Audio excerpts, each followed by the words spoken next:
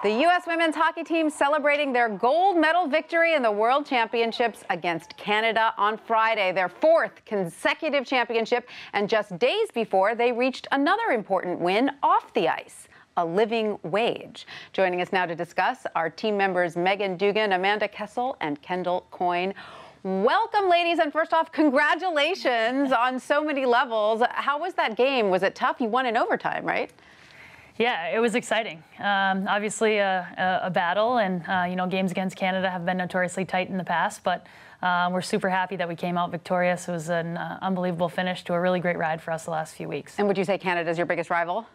Oh, yeah. Yeah. You'll face off with them again, I'm sure. Yeah. And then, of course, just 3 days before that game, you reached another historic win, but you were prepared to boycott, right? Were you ready to not show up to that game?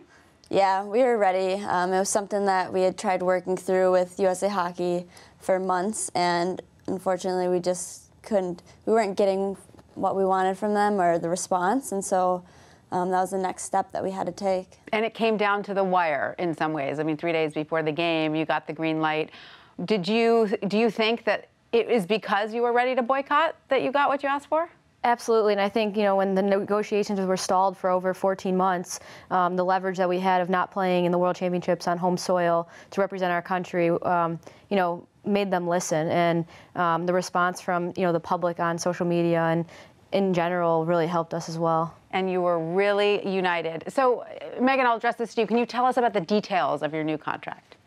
Well, I guess without getting into the nitty-gritty of it, the whole contract process was kind of about 3 main points, and obviously one of them was that compensation piece, and then also increased programming for the which was program. Sorry to interrupt, but just to be more compensate with what the men's hockey.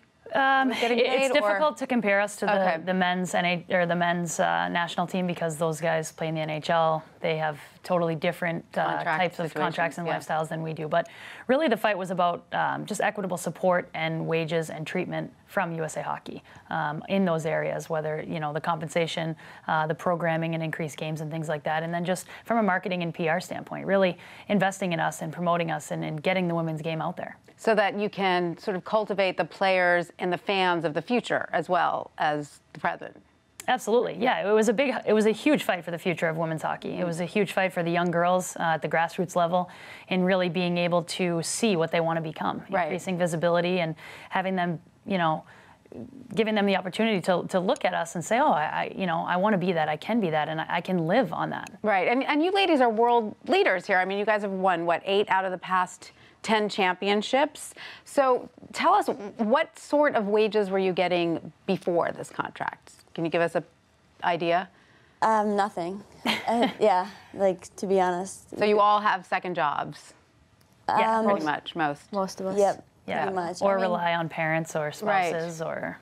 Right, so it's sort of, in some ways, it became, I'm sure incredibly hard for you to keep up the training that you needed to do, as well as whatever else you have to do to make a living, I'm sure, right? Yeah, absolutely. We were, thank God for the USOC. They provide, the United States Olympic Committee provides a monthly stipend for training Olympic athletes, and, hats off to them. That's been incredible. But this was really a fight with USA Hockey for kind of stepping up and supporting us outside of just that stipend that we got from the USOC. And were you at all inspired by the U.S. women's soccer team? Absolutely. We've talked about it a lot. They were trailblazers in this, and we looked to them for guidance and support, and, they were tremendous. I know Meghan had many conversations with Julie Foudy, and she was instrumental in helping us through this process, along with a lot of other players that showed their support online and, making phone calls, text messages, and an array of things. And how many of you are also on any of the women's pro hockey teams? Because there are, how many now? 4? Yep. Is that right? Yep. 4 teams, Buffalo, Connecticut, New York, and Boston. Myself and Meghan both play. I was on the New York Riveters, and Meg's played on the Boston team this year. Well, thank you, ladies, so much. Congratulations again for 2 very important wins. It was so great to have you here. Thank you. Yeah, thank you for having us.